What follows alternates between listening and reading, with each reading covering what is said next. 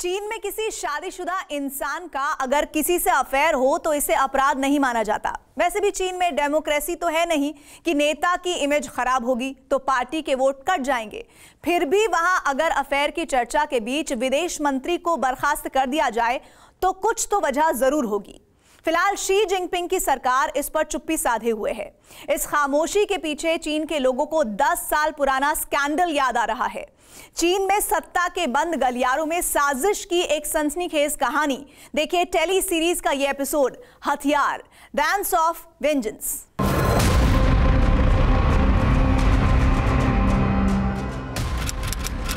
1 सितंबर 2012, Beijing, चीन।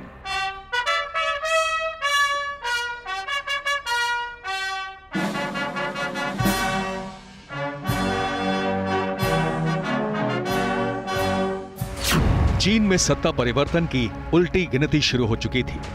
सबको मालूम था कि राष्ट्रपति हू जिनताओ की जगह शी जिनपिंग ही कुर्सी पर बैठेंगे, जिन्हें हू जिनताओ ने साल 2007 में चीन का उपराष्ट्रपति बनाया था। सबकी निगाहें शी जिनपिंग पर थीं, जो अचानक अपने सारे सरकारी कार्यक्रम रद्द करके लापता हो चुके थे।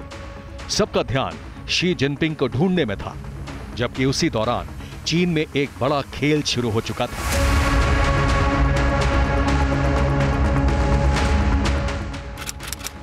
नौ फरवरी 2012, चेंगडू, सिचुआन, चीन। चीन के चोंगचिन महानगर के पूर्व डिप्टी मेयर और पुलिस चीफ वांग लिजुन ने चेंगडू में अमेरिकी कॉन्सुलेट के अधिकारियों से मुलाकात की। चोंगचिन में कम्युनिस्ट पार्टी ऑफ चाइना के सेक्रेटरी और गवर्नर बो शिलाई हुआ करते थे, जिन्होंने 4 दिन पहले ही लिजुन को पुलिस चीफ के पद से बर्खास्त कर दिया था। लिजुन का आरोप था कि बो शिलाई की बीवी गू कैलाई ने एक ब्रिटिश कारोबारी नील हेवुड की हत्या की है और बो शिलाई उस केस को दबाना चाहते हैं। लिजुन अमेरिका में शरण चाहता था, लेकिन जल्द ही उसे गिरफ्तार कर लिया गया। सितंबर में जिस वक्त शी जिनपिंग लापता थे, उसी दौरान चोंगचिन के पूर्व पुलिस चीफ वांग लिजुन को भ्रष्टाचार के मामले में 7 साल कैद की सजा सुना दी गई। ये चोंगचिन के ताकतवर नेता बो शिलाई के बुरे दिनों की शुरुआत थी, जिन्हें चीन की कम्युनिस्ट पार्टी में शी जिनपिंग के लिए सबसे बड़ी चुनौती माना जा रहा था। 28 अक्टूबर 2012, बीजिंग, चीन। एक तरफ चीन की कम्युनिस्ट पार्टी शी जिनपिंग को अगला राष्ट्रपति बनाने की रस्म निभा रही थी, तो उसी समय शी जिनपिंग के सबसे बड़े विरोधी बो शिलाई को पार्टी से बर्खास्त करने पर मुहर भी लगा दी गई। बो शिलाई को भ्रष्टाचार से दौलत कमाने और सरकारी पैसे के गोलमाल के आरोप में गिरफ्तार किया गया और उनकी पत्नी गू कैलाई को ब्रिटिश कारोबारी नील हेवुड की हत्या के आरोप में सलाखों के पीछे पहुंचा दिया गया।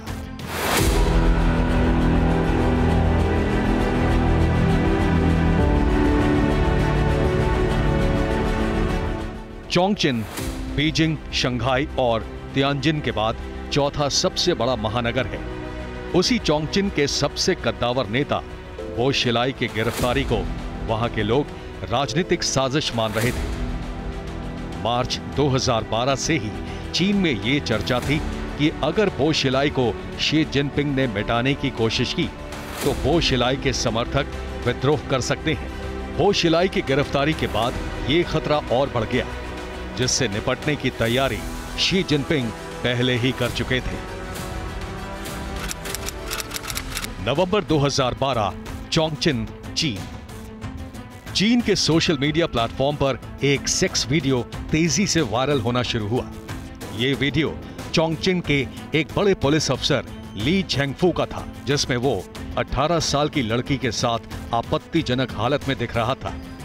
वायरल वीडियो की जांच के बाद शी जिनपिंग सरकार ने दावा किया कि चोंगचिन में बो शिलाई की नाक के नीचे एक बड़ा सेक्स स्कैंडल चल रहा था।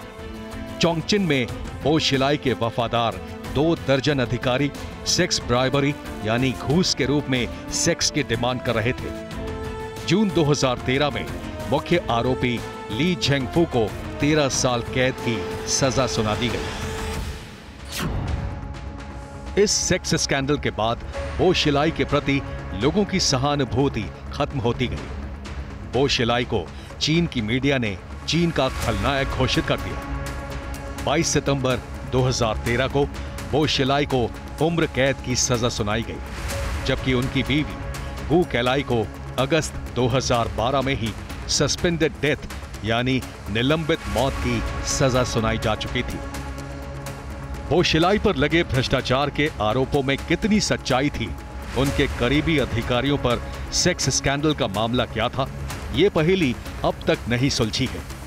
सेक्स स्कैंडल में फंसे लोगों का दावा था कि ये सिर्फ लव अफेयर था, जिसे राजनीतिक वजह से सेक्स स्कैंडल बनाकर पेश किया गया। ये ऐसा हथियार था जिसका इस्तेमाल करके शी जिनपिंग ने बो शिलाई को खत्म किया और चीन पर एक छत्र राज करने का रास्ता भी साफ कर लिया।